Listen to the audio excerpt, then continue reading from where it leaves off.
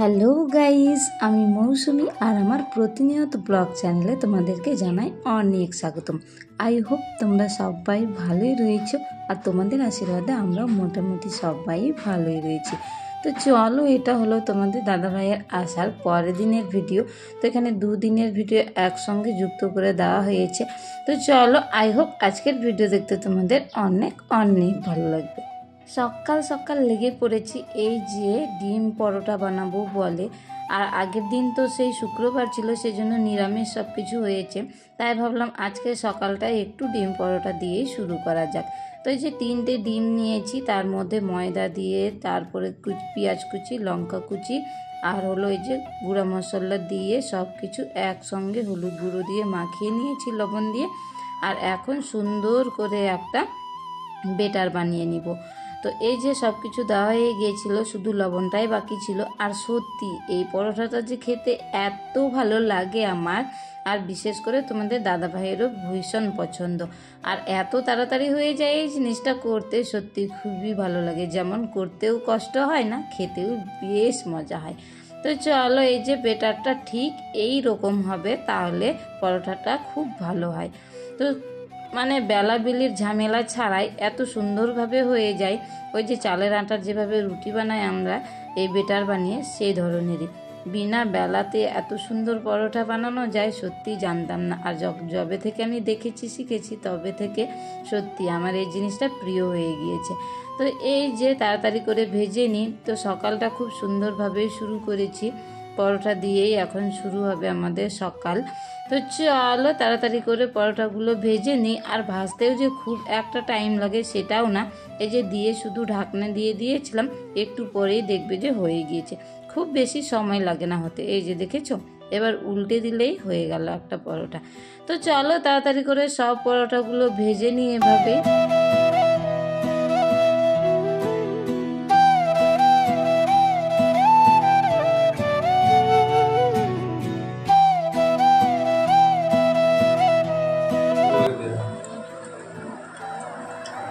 ভালো লাগছে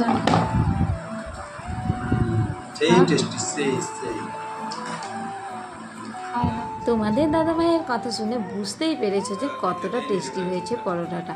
তার থেকে বড় কথা হলো যে বেলার ঝামেলা ছাড়াই যে এত সুন্দর পরোটা হয়, সেটাই তো সবচেয়ে বড় কথা। আর এত সফট নরম হয়, সত্যি খেতে খুবই ভালো লাগে। তো যেহেতু তোমাদের দাদাভাই এসেছে, এখন আমাকে প্রত্যেকটা দিন কিছু না কিছু, মানে যখনই খাবে আমাকে কিছু না কিছু খাইয়ে দেবে। এটা আমি যেমন খাইয়ে দিই ওকে, ও তেমনি আমাকে খাইয়ে দেবে।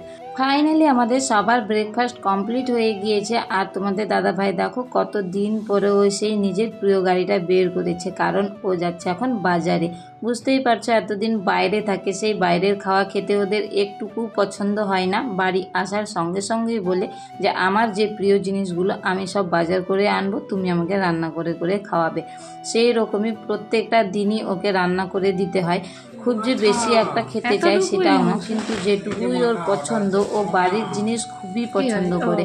বুঝতেই পারছো, বাড়ির জিনিসটাই ওরা খেতে পারে না। বাইরের জিনিস খেয়ে খেয়ে ওদের মুখটা এতটাই খারাপ হয়ে যায় যে বাইরের কথা বললে ওদের রাগ ধরে যায়।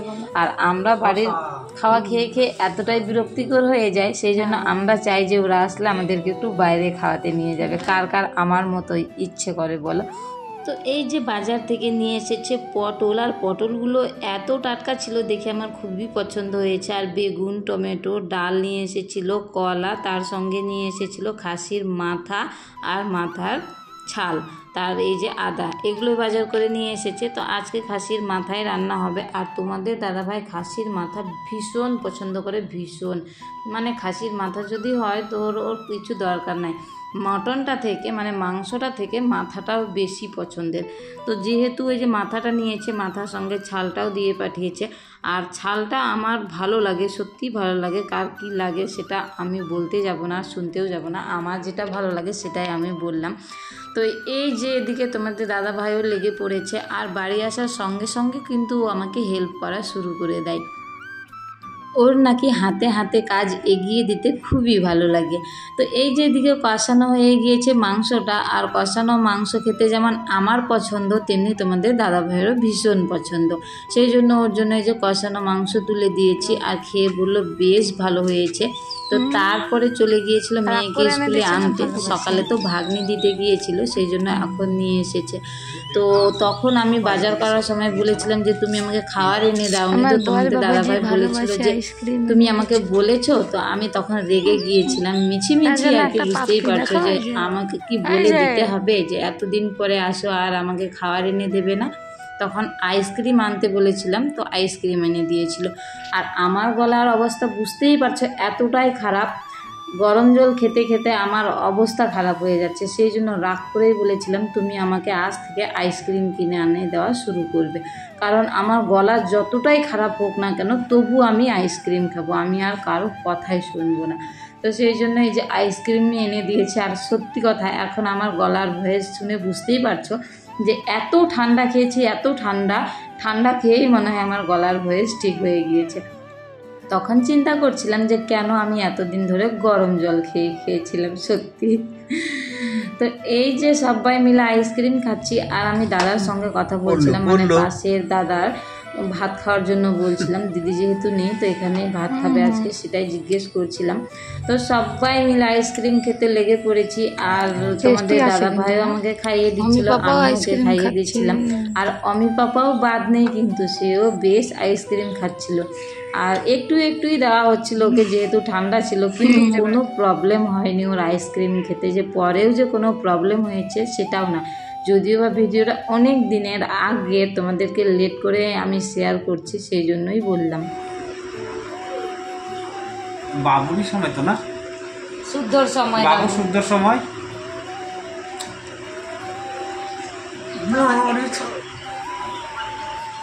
ওই আসছিল, শ্বশুর আসছিল না, ওই যে ভিতরে মাথা লোকটা আসছিল ব্যাংক থেকে ইয়ে করতে।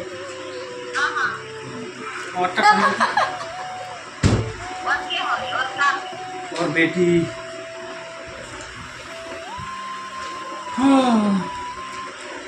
এটা হলো পরের দিনের ভিডিও। তো জাস্ট তোমরা শুধু দেখো, এত হাসি পাবে। আমি যতবারই ভিডিওটা দেখেছি ততবারই হাসতে হাসতে আমার পেট ব্যথা ধরে গেছে সত্যি।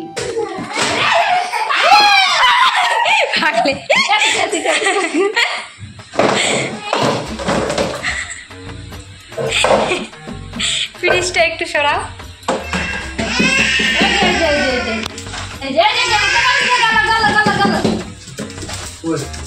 নিচে রাখো,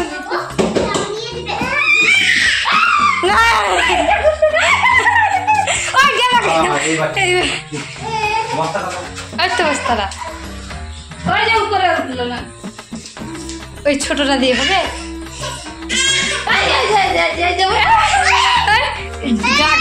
গামলিতে কিছু রাখো, একটু জঙ্গল হবে, ওখানে ডুববে। গামলিটাই বার করো, তাহলে পেয়ে যাবে। হ্যাঁ নামে গেছি, আর চলে গেছে।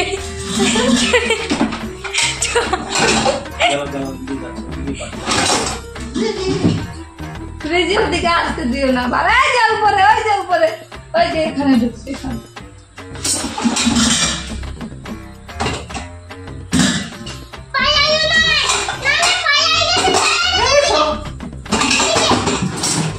চিৎকার শুনকে বাঁকতে বাসনের ইয়েটা সরা একটু, ওইটা ওই ঝুড়িটা।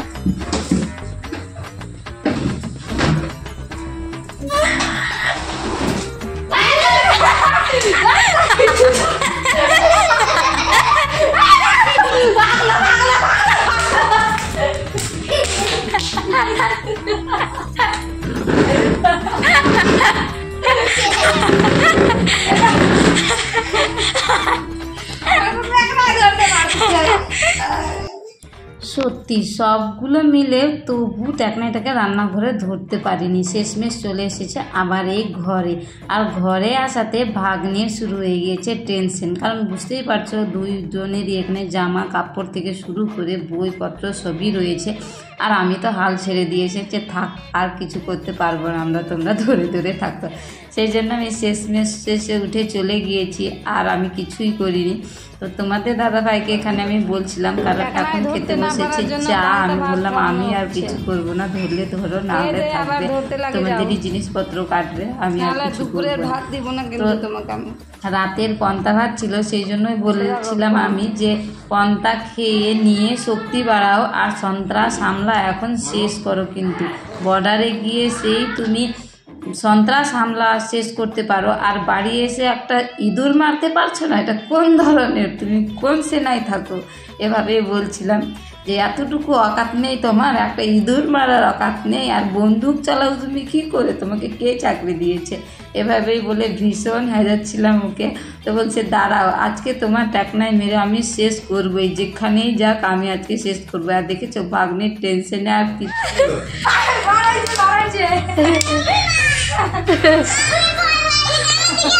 যা, তুই বাবুকে নিয়ে বাড়ি যা, বাবুকে নিয়ে বাড়ি যা, বাবুকে নিয়ে বাড়ি যা, যা। এদিকে ঢুকছে। হ্যাঁ এখানেই আছে, দেখো কোথাও যায়নি। যাও দেখি আমি ওইদিকে ঢুকে গেল, এখানে আসলো, এখান থেকে আবার ওখানে নাই।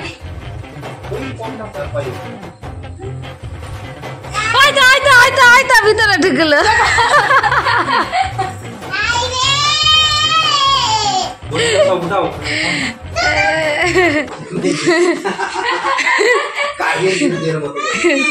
এদিকে দেখাও, পন্তা খাইয়ে শক্তি হয়েছিল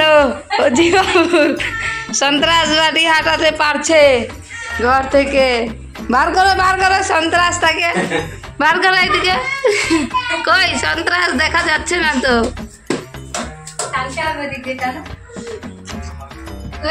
এই যে আমাদের সন্ত্রাস, এই যে সন্ত্রাসবাদী হামলা হয়েছিল, এই যে অনেক কষ্টে সন্ত্রাস হামলা মুক্ত হয়েছে।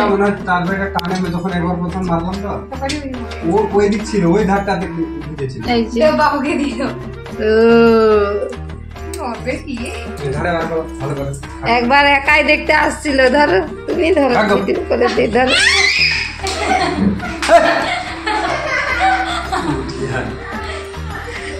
এটাই হয় কি না, অন্য হয় কে জানে। দেখো ভালো করে মাঠের পোস্টমর্টম করে ভিডিও করতে দেখো, ছবি আছে মিলাও। ওই তো ভিডিও করতে বলে ইস গলাটাকে একদম চাপতে রেখে দিচ্ছে। বাবু বাবু, তোমাদের ভয় লাগতেছে, আর বাবুকে দেখো তো।